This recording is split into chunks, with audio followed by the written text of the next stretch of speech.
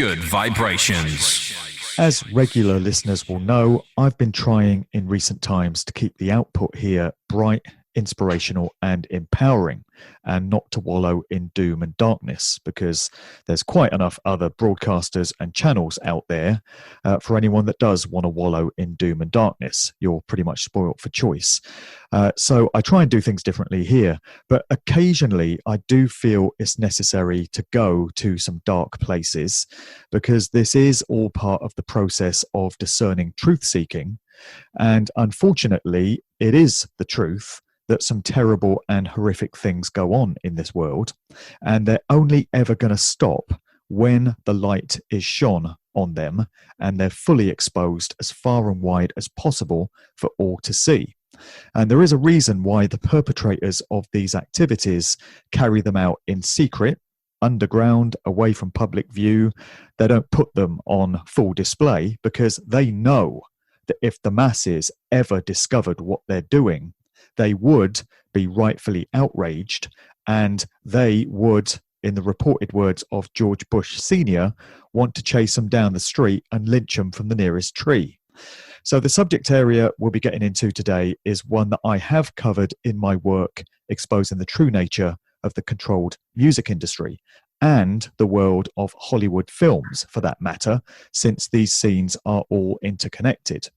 It's the devastating world of satanic ritual abuse, which, it turns out, is way more widespread in society than most could possibly fathom. And most who are doomed to suffer from these horrific activities do not get out, but a small few do. And I'm chatting today with a survivor of satanic ritual abuse, SRA, who did get out. Is Jade Bidwell. Welcome on, Jade. Hi, Mark. Thank you very much for giving the time to listen. I think hearing and listening and validating is the key to changing things from dark to light. So thank you. Absolutely. Well, that's why we're doing this.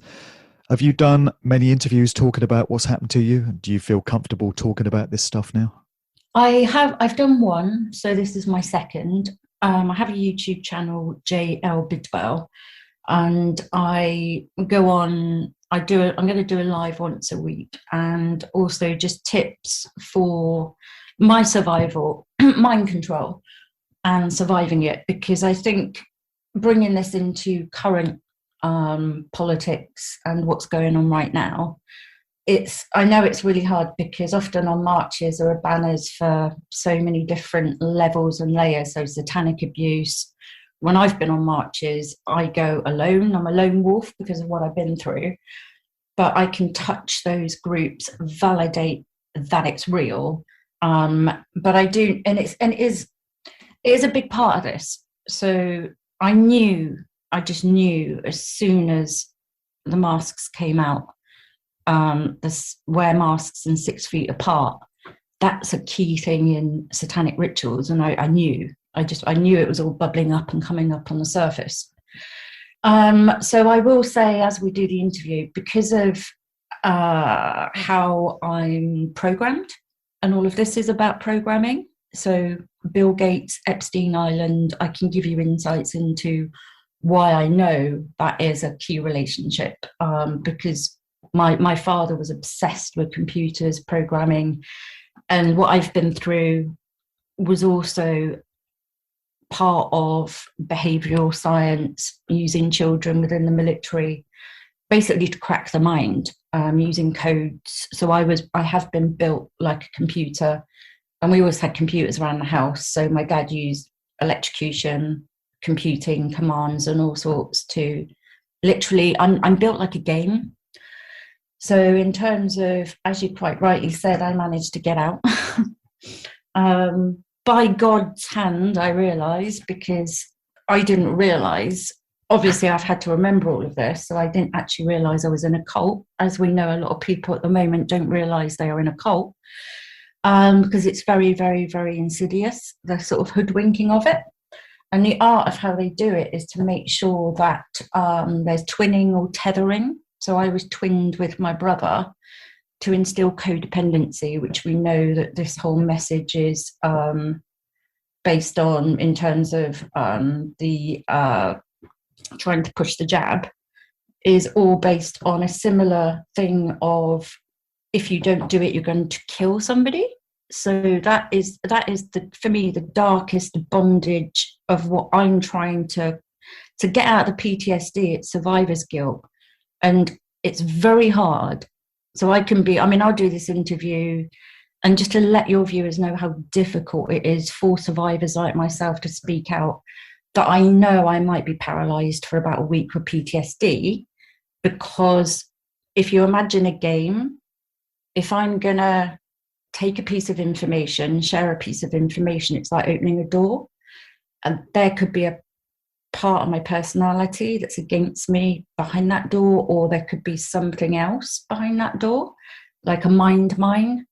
And when they go off, so it's like different programs. There's like a cyclone program, lots of different trauma programs to make sure I don't speak out. So this twinning thing is, so when I've recovered, I've actually learned the art of recovering is to go into the eye of the storm, no matter how painful, how difficult, is to really get into the 0 point. I kind of imagine being on a boat. I know we're all citizens, like a citizenship, but it's hold tight, let it wave over, let it wash over. And that's also like breaking addictions, because addictive personality obviously comes with trauma. But it's, if I can hold it for half an hour, the intense pain, then it clears. And it's almost then a broken bond. If I don't do it, like most of us don't, then it will become a habit of addiction. It's almost that easy to get through it, but it's incredibly painful to let go of the root, if that makes any sense to you. So the twinning, which I was talking about, is the codependency, which is how we seem to be in the current mess we're in, which is an absolute number one cult tactic, is to, like when my brother, mine was more severe than what people are going through now, although it's very similar. So mine would be a choice of who is going to be abused. Or so when I was raised, if I did something wrong, my brother would be tortured. If my brother did, it was vice versa. So that is extreme, but it's a similar thing of good behavior, because there is nothing worse than watching somebody else suffer. Well, you jumped around a bit there, but I do that. So pull me in, because of, I do that. So sure. Well, we'll revisit many of the things that you raised there. But first off, though, as I understand it, most victims of SRA find themselves in that situation as a result of the families they're born into. So as with so many other aspects of this larger story, it's a bloodline thing. So I think you alluded to the fact that was the case there with you. So do you come from a military family, or are there Freemasonic connections or anything like that? I am so glad you asked this question, because I've overlooked it. So I changed my name when I was 16 as part of getting away from my dad. So my mum left when I was 7, so it's just me, my dad, and my brother. And really interestingly, my actual surname is Gordon. So I come from the Gordon Highlanders.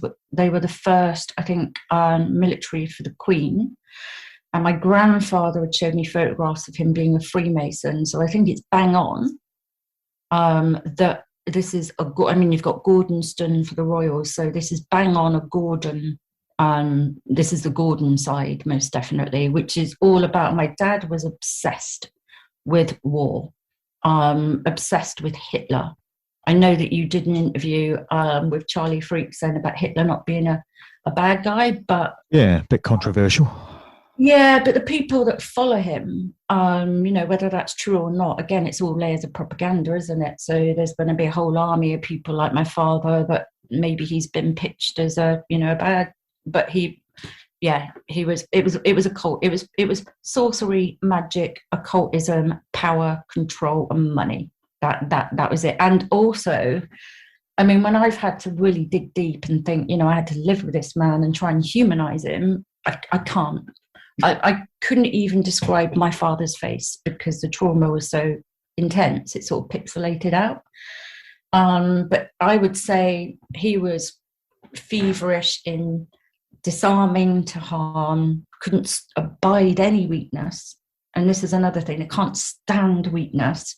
It's like a shark, you know. So as a child, I had to always pretend I was strong, because it's like living with, I mean, I kind of say, was he possessed? Because it was like living with a possessed person. And I do know that when he was a child, and this is where, you know, looking at pharma and sorcery, he was on pretty heavy antipsychotic drugs as a child. So I think these interventions were coming in, and who knows, maybe that threw him open for something in the early days when they were experimenting on them.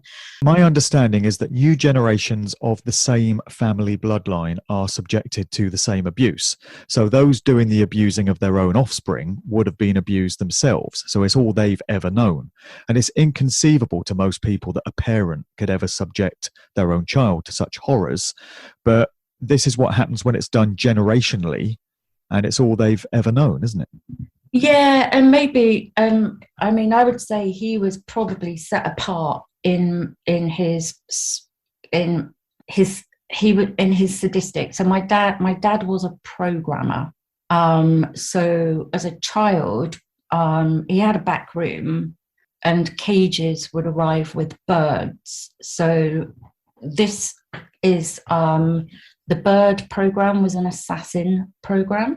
So I was taught as an assassin for rituals. And where was all this? This was here in the UK, right? Yeah, well, I'll give you context. Let's look at this like it's a film, because I know I can jump all over. So let's imagine it's Cluedo. The key people were Michael, my dad, Julie, my mum, Les, my stepfather, Jenny, who used to be Les's wife. So there's a lot of kind of incestual passing about of partners. My mum went off with Les. There's my brother Paul. Then there's a German doctor, which was military, that I remember. There were a couple of people posing as detectives. They were teaching my dad how to do the Alice in Wonderland program. And in terms of places, Seymour Clinic, NHS in Swindon, mental health was part of it. Albion Street Hostel, there was a guy that knew my father. So I ended up in the hostel, but was lucky to escape because of a good key worker. What town are we talking about here, Jade? This is Swindon. It's all in Swindon? Swindon. Okay. Yeah. So I just letting you know. So when I talk, if I say those names and places, then it kind of saves me having to explain the complex relationships, if that makes sense. So Jenny Wheeler used to supply and traffic black children. So she fostered and adopted. I don't know if it was above board, because black kids would be there one day, then gone, and there was loads of them trafficked through her. My mum went off with Les.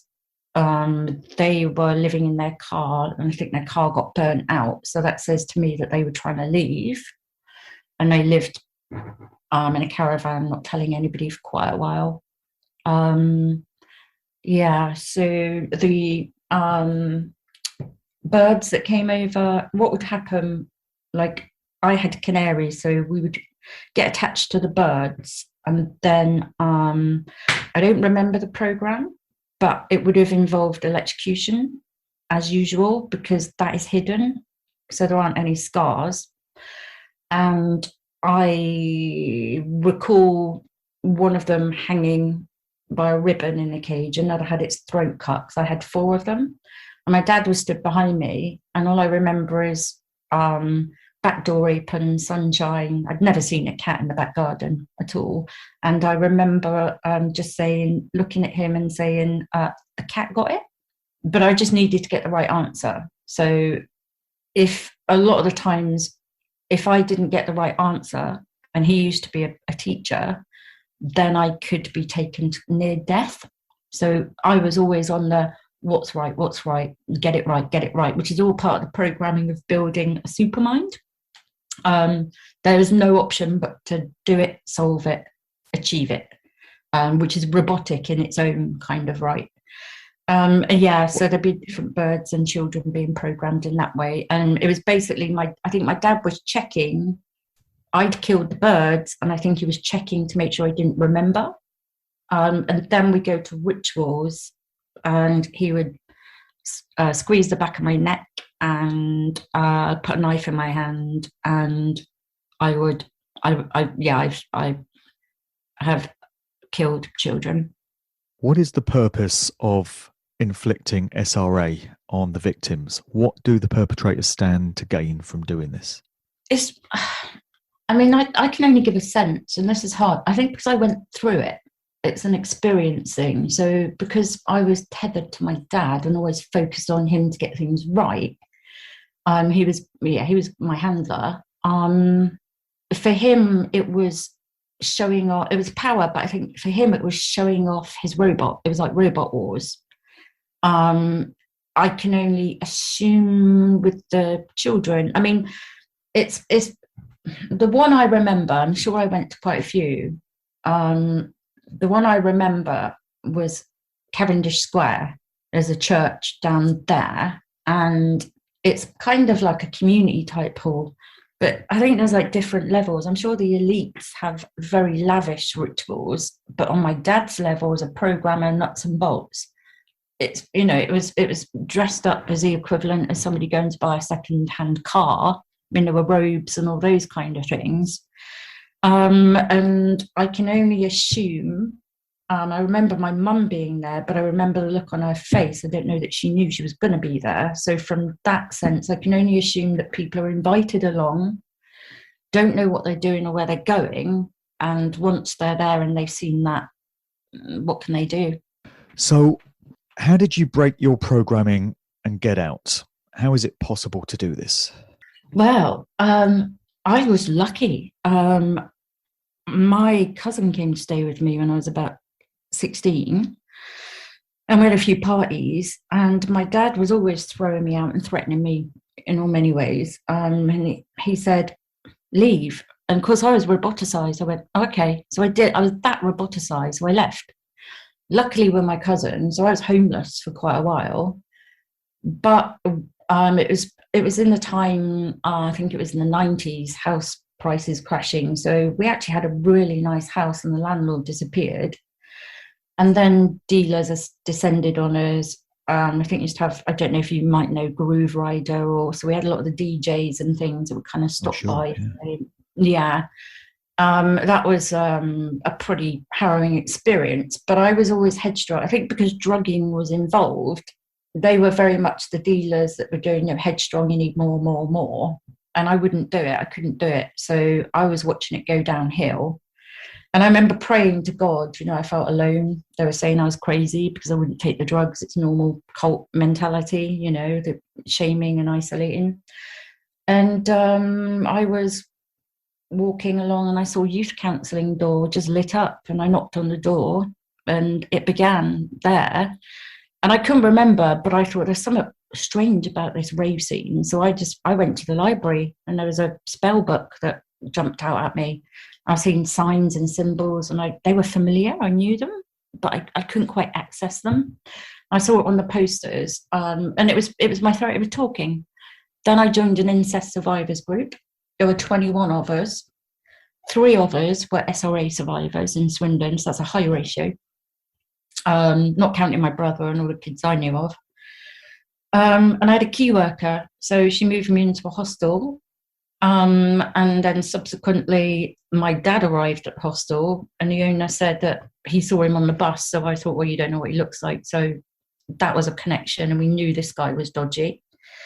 And we managed to get him out, change the hostel. So I had a key worker who'd been through the ritual abuse, who gave me my first kind of tarot cards, inner child cards. They guided me through.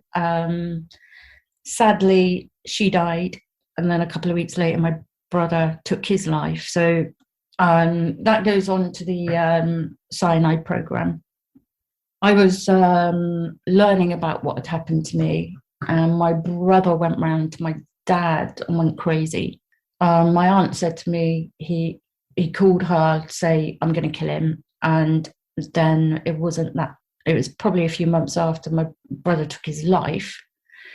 And I know when I confronted my dad, he said something very, very, very strange, which I know, and it involved Hitler. And I know it was a key. So it was a sentence that was normal, but something weird was added on the end of it, which I guess is a safeguard that, you know, one isn't just naturally triggered. It would be a sentence that just wouldn't be said. I remember when he did it to me, my life went out of view. I moved about 7 times and I ended up in intensive care, but I couldn't remember how I got there. And my brother, I'm sure he tripped his cyanide program, which shows the extent that my dad would go to make sure this never came out. Are you familiar with the work of Kathy O'Brien and Fritz Springmeier? And if so, does the information they present in their books tally with your own experiences?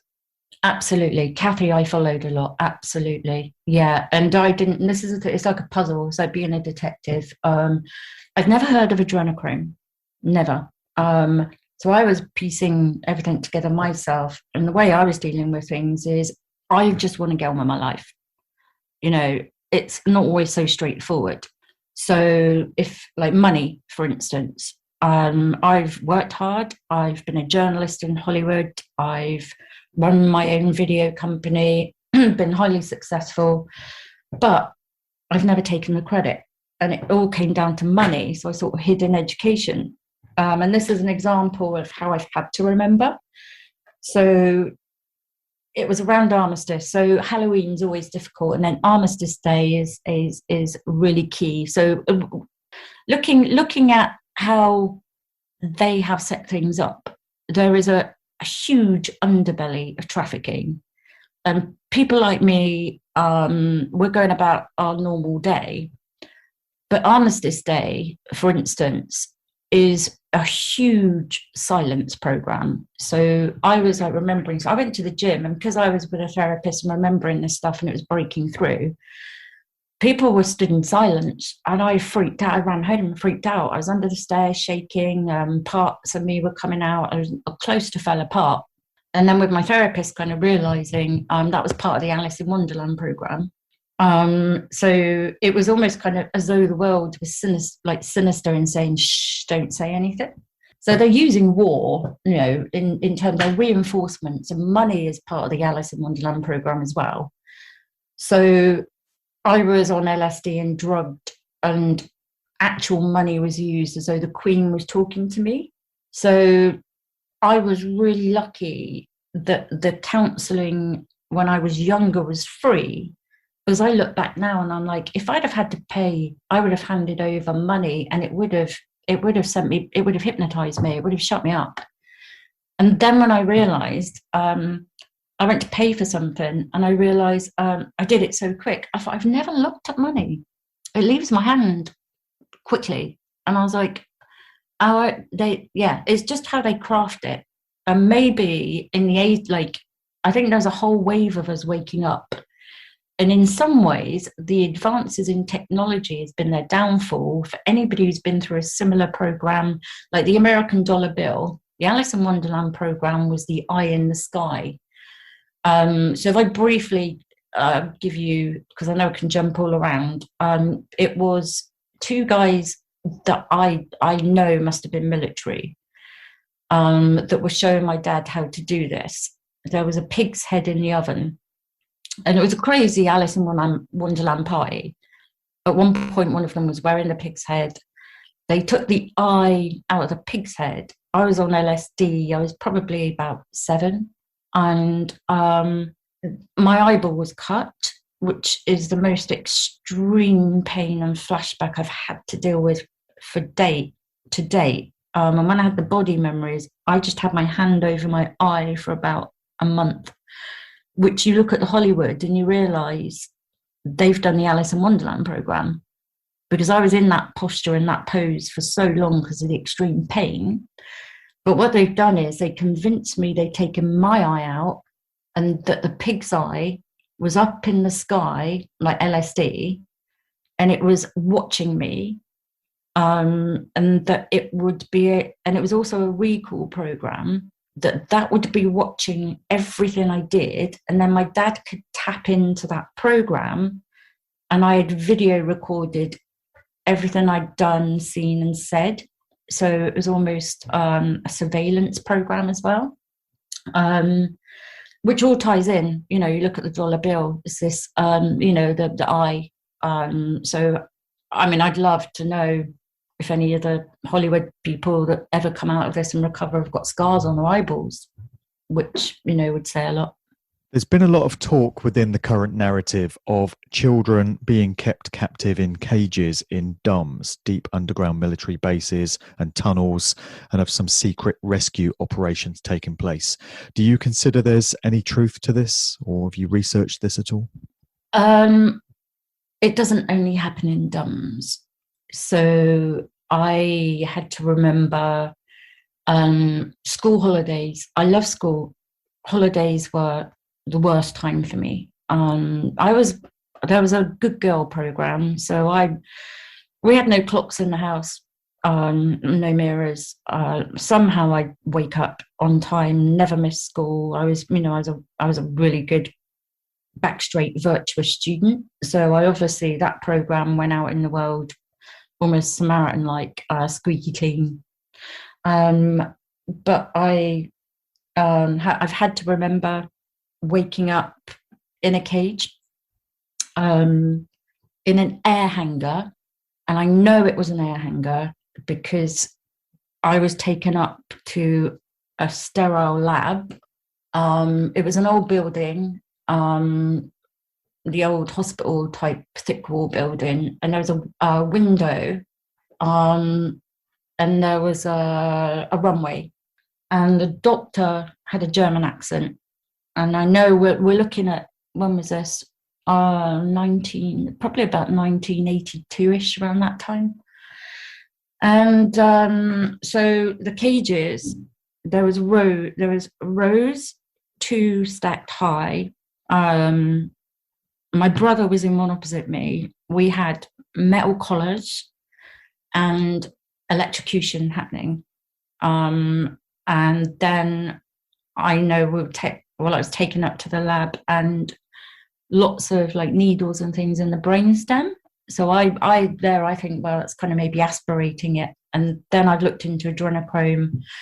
For me, that's how I piece it together. And I'm thinking that's the only thing that makes sense to me, because, having all these kids and mind control and programming as well. So a suicide program was also done there. Other programs were done there using media, but Jacobs and Laddery, but they were very, it's just very, I know it sounds a bit cliche, doesn't it? It's kind of like German doctor in a white coat type thing, but it was, for me, it was almost kind of, it just came here.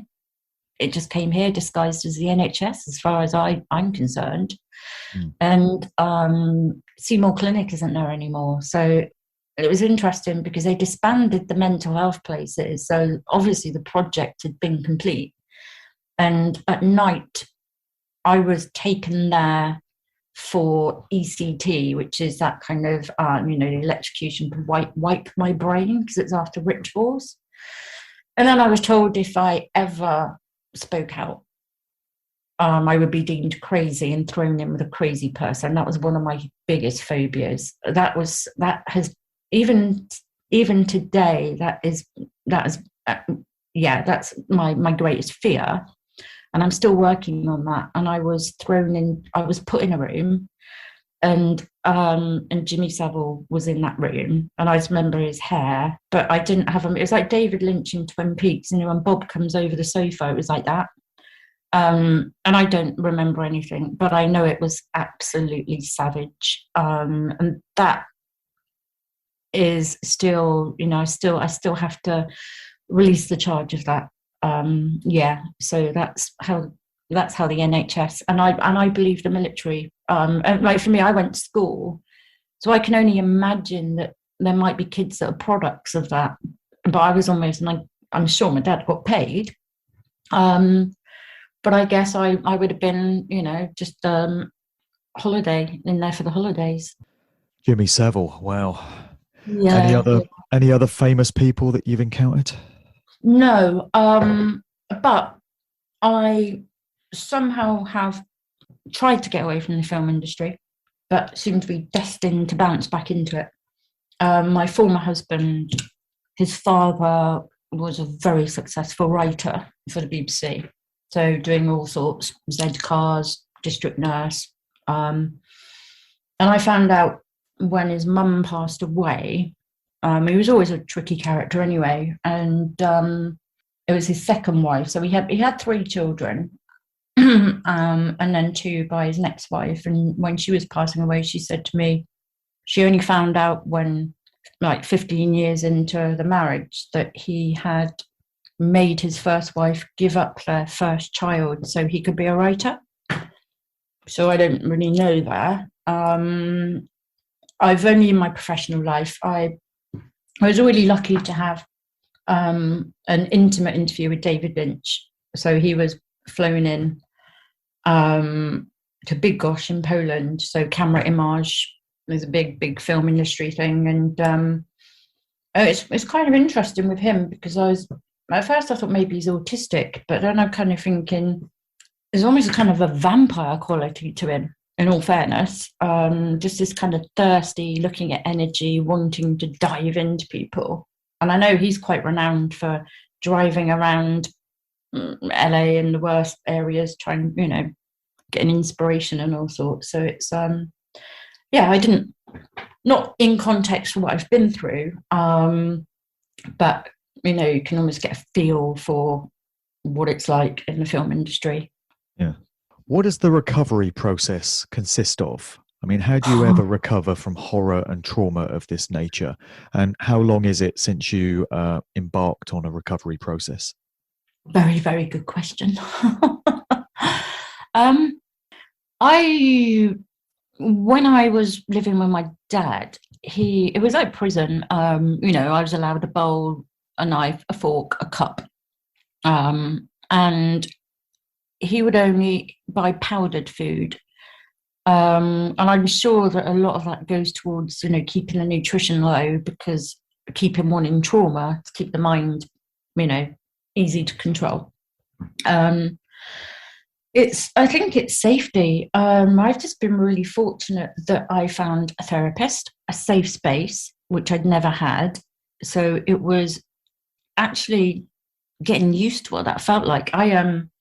I was really fortunate to travel, and I did go to Compton, downtown LA and Watts, and there was a guy there showed me around, and they're up against drugs and all sorts. The relentlessness of these corporate evils, and they had a little tribal hut, and they said, we try and take the kids in there for an hour at least once a week. We know we're up against it, but we're just hoping that it might seed the sense of safety. And I really got that, because I thought, it is actually, I had a safe room, and it was building on that. What does it feel like to feel safe? What does it feel like to feel normal? And I am disassociative, but co-conscious. So I've done quite a lot of work. I don't, how would I put this? I'm in communication with my parts, but I have to delegate. So I know we're all multiple. I kind of say every human being is like a Russian doll. People that haven't had so much trauma go up and down easily. Mine have popped out lateral. So I'm creative, outside of the box thinking. My issue is getting all my dolls in to focus straight ahead. So I have to spend a lot of time negotiating, planning, checking in, journaling, triggers. That's the main thing. It can almost be like, I'm going to go and head out for a walk, and it would be like there's 8 or 10 guns aimed at me that could trigger me. And it's just the more I'm aware, come back like the armistice, when I knew that, work on it, calm it like a wild horse. It's charge. So I was tortured with electrocution, and I go into the memory and I have to relive the electrocution, let my body let it go, because then it goes off into the ether, and then that isn't real. It's not in motion like a film. It almost fades to black and white, and then I can look at it and bring it out when I want to, but it doesn't have an emotional charge to it, if that makes sense. Yeah. Is there a thin line between satanic ritual abuse and trauma-based mind control of the MK Ultra monarch programming variety? Are they pretty much the same thing, or are there differences? In my experience, hand in hand, without a doubt. Yeah, because it's all it's the premise of inversion. It's everything we're seeing now.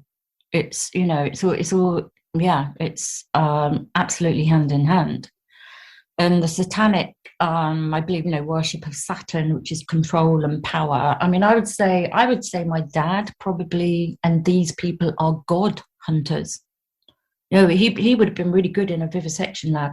He just wanted to take things apart to try and see how they worked, but so feverish and almost demonic in trying to find that God principle. Which this is what I see happening right now. It's all about, commanding the will, commanding, and they can't let it go. There's no faith. It's almost like they want to hunt it down in some way.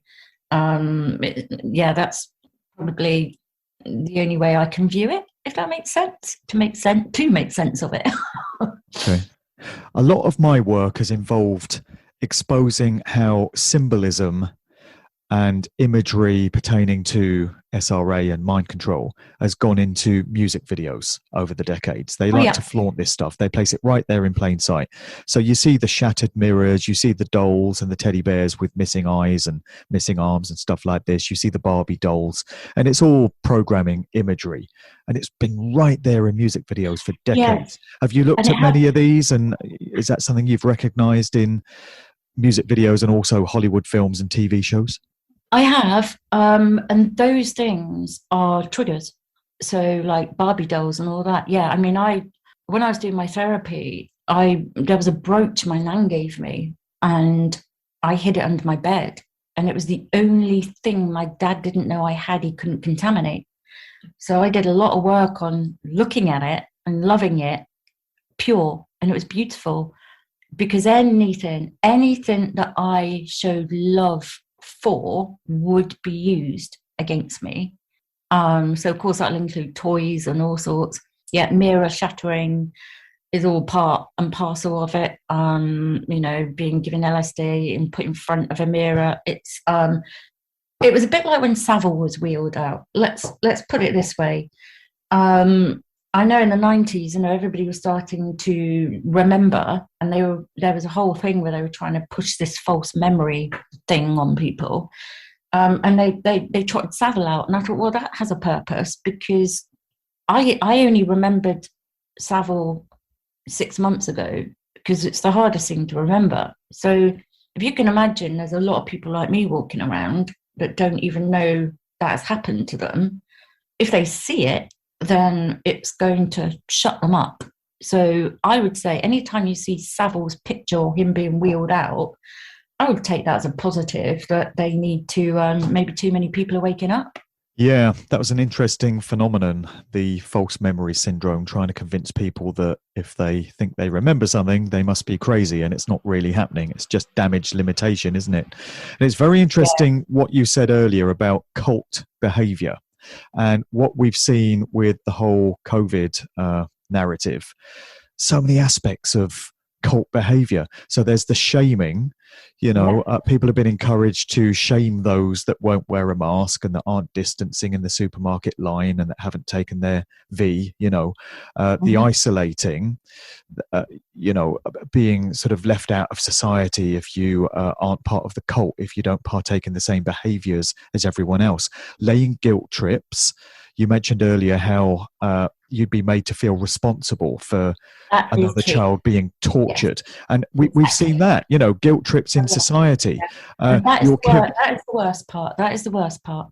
And I yeah. can see it, how they're doing it with the children, isn't it? It's like Let me just finish this observation, because you got laying guilt trips in society. So, a while back we were being told that you could kill your gran if you have her round, and you mustn't associate with family members, trying to make you feel guilty for the very act of being alive and breathing.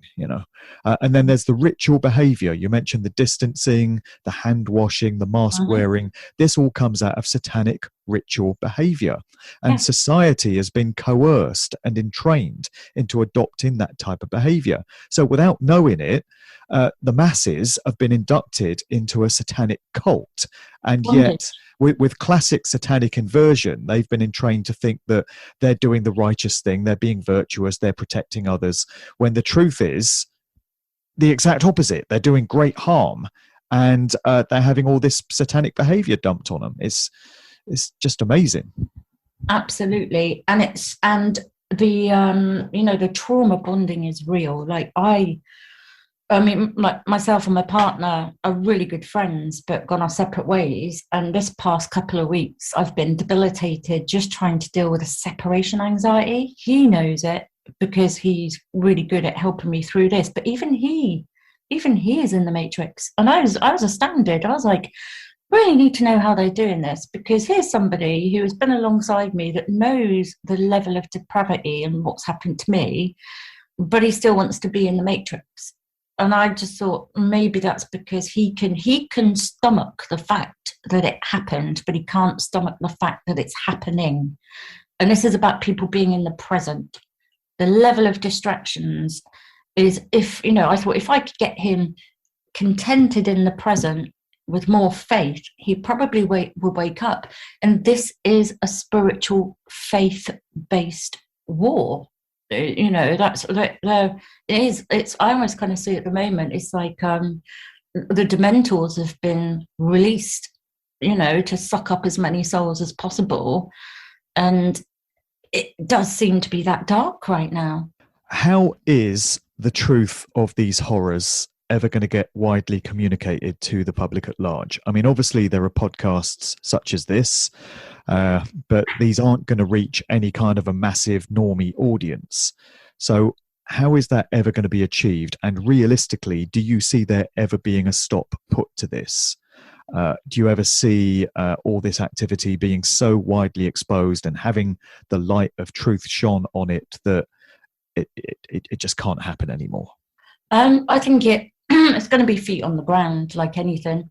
I'm in a position where I feel strong enough and I know myself well enough of when I'm going to talk about it. So when supermarkets were, saying, have you got a mask? I just thought, not in my own hometown, because I like to be fairly anonymous and deal with this in my own time and have a sense of being away from it and normal life. But when I'm kind of out of town, or I know I'm not going to know anybody, I would just straight on, I would just say to them, I said, I don't wear one. I am a survivor of satanic abuse involving, and I would say the government, and 6 feet apart and wearing masks at rituals, and they would run away from me. And I thought, it's okay, but I'm being vocal about it because it's almost kind of, as long as I'm safe, and this is what gets me, I've spent most of my life going to a therapy room for an hour a week, dealing with it, then not ever talking to anybody else. So I was from Froome. I did Froome TV. I became very well known. Not many people knew about this. And when all of this started to hit, I lost a lot of very liberal environmental former friends, and just iced out, ignored me. And I thought, because a few of them were saying, oh, come on, trust me. One worked at Pfizer and was really trying to convince me. And I just thought, I've had enough of this. They think they know me. And then I made my film, Don't Call Me a Conspiracy Theorist, for that prime reason. I thought, now is the time. Now is the time for me to kick this wall down, Why should I feel ashamed? Why should I hide and deal with this darkness in the dark? And going to the rallies, I never in my life, I stood so tall and so proud at Trafalgar Square. And I felt my brother next to me. I felt my good friend next to me. I felt all the children that had been lost and hurt around me. And it was so powerful. And I looked at everyone with their banners and I thought, never in my life would I feel I'd be stood with all these people that are awake and were awake all this time when I was dealing with this. And I just pinged it off to my friend at Pfizer. And I said, well, trust me, you know, I'm not conventional. I've never followed the mainstream, and here's why. She surprised me. She did come back and she was like, oh my God, did you report it to the police? And I thought, that's good, you know, that's good. But I did more of that. One, because I don't live in Frome anymore, but I think I was like all of us now, what have I got to lose? It just seems so important. And I feel blessed that I have had a lot of guides. And when I say guides, internal and, you know, meeting good people external as well. You know, they'll always show up. I think that's the thing, a leap of faith, and the guides will appear, you know, whether that be in human form, animal form, just in nature or deep within. And I really believe there's so many different parallels, and it's possible to change time. I can go into my experience where, you know, I'm in a cage with all those kids and I can get close to myself and I can get down on my knees back in the past with that small, fragile, hurt, innocent part, our youth, which this is all about. And I can sweetly get it to come out of the paralysis, look around. This is all look, listen, hear, smell. The senses will set us free. That is what set me free. Come out of the head, get in the senses, you know, and it's redecorating it, using the imagination. That child goes from grey, frozen, iced terror, like the blue flame that's fierce, to the light billowing candle that starts radiating out, just by simply, I can get the kids out and allow that story. You know, it's not fact, but it's a beautiful conclusion. And it's like the imagination, the magic. This is why they abuse kids. They don't want us to have our imagination, because when we believe, when we're children, it's real. And it's about, you know, they want to shatter our belief, because we're powerful. We're powerful when we have that level of belief. What kind of a spiritual perspective do you place on all this? Do you consider that it's just bad luck to have been born into an abusive family such as this? Or do you consider that on a soul level, you would have consented to incarnate into this situation and undergo these experiences because of the lessons it would teach your soul, or because of how your situation could be of benefit to others, particularly as, in your case, you're now speaking out about it? That's a really, really, really good question. Thank you for asking that.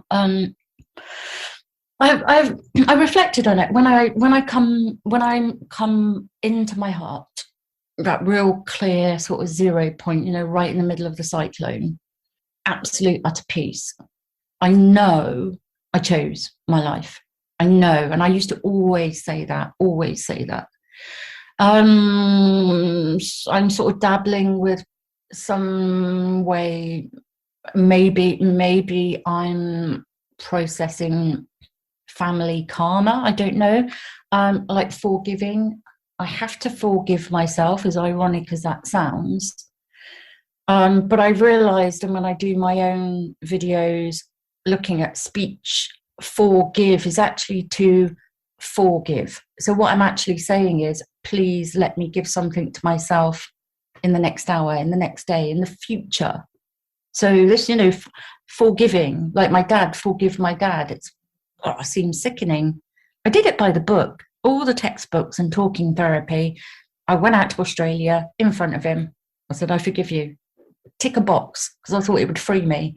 And I didn't get it. I didn't understand it. And now I do. I'm like, no, this is actually about, you know, yeah, give, like, for the self. It's almost kind of, right, I'll take my life back, take the control back. I don't have to kind of go, oh, well, never mind. But it's the only way to freedom. As much as people say it, I'm feeling like, sometimes I feel anger and rage and I've cursed God. But what I've learned in my therapy is grip my hands, twist a tea towel. And as a reflexologist, realizing there's so much power in the simple, in our body. Even, climbing. If I was going to climb and run away, and I've realized if I grasp my hands when I'm scared or angry, it seems to short circuit it. So it just goes to the simplicity of sensation, and the power is in our body. That is our kingdom and our temple, and our sovereignty, which I know that word is kind of bandied around a lot. But this is what we do. It's confidence, isn't it? It's all a confidence trick. It's being able to stand solid in one's power and not be intimidated. Do you know Jeanette Archer and Fiona Barnett, and do their claims check out as far as you're concerned? I'm not sure. I did go. I did see her at one of the rallies, and she seemed very, very busy. I admire what she's doing, and she seems to have the support for it. But I'm going to keep doing my YouTube videos for tips and techniques, because I think it'll be very useful, one, for all of us that are awake. But I think when the PTSD kicks and the Stockholm syndrome that happens, hopefully be on hand when people start birthing out the matrix and plopping on the floor in disarray. Because I think this is another thing of how it happens is when one is tortured. So let's say Boris Johnson, is the equivalent of my dad. When one is kind of put through this subtly, little shocks all the time, and it is the boiling frog. In order to survive it, like with my dad, the good parts of the self almost split away and attached to the abuser, because conceiving that one is being abused is a really difficult thing to swallow, because it has to go through the pride and the ego.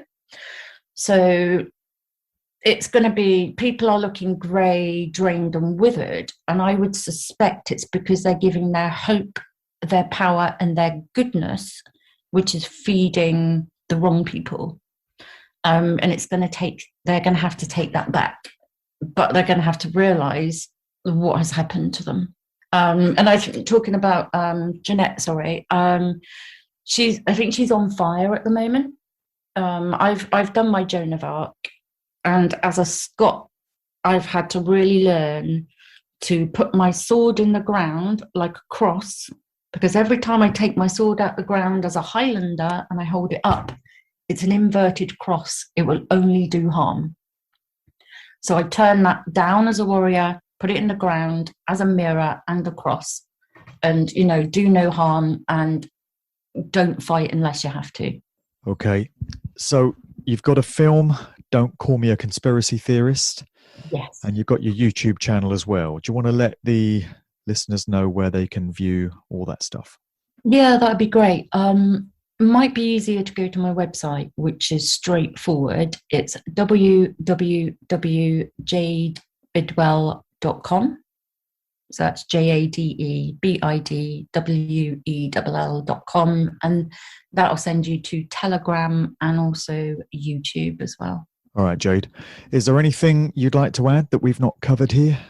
Particularly in terms of what you would most like to see happen next. But I want to give you my love, Mark, because you're really, really opening the eyes and clearing the horizons and bringing this all to the forefront. Really, yes, having a voice, and I really appreciate having that. I'm actually I've never worn it. I've got my brother's jumper on, and I haven't actually worn it. He died about 20 odd years ago, but I was kind of yeah, for some reason I've worn it. So I think on behalf of myself and, all those young spirits that I'm sure will come back as guides and guardians, thank you very much. Thank you very, very, very much for what you're doing. Well, not at all. I mean, I appreciate your courage in speaking out, and bless you for stepping forward and sharing your experiences. I'm sure it's going to benefit a whole load of people. It's going to be very instrumental in the whole process of the light being shone on these horrific activities. And like I said at the start, if these things are ever going to stop, then they have to become widespread knowledge. People have to realize that they're going on, because that's what the perpetrators fear the most: being discovered, being found out. Like I said, that's why they do all this stuff in secret. Their worst nightmare is their activities being fully exposed and laid bare for everyone to see. And that's the process that we're all participating in trying to bring about. And we all do what we can. Yeah, absolutely. And realizing we all have voices in our head.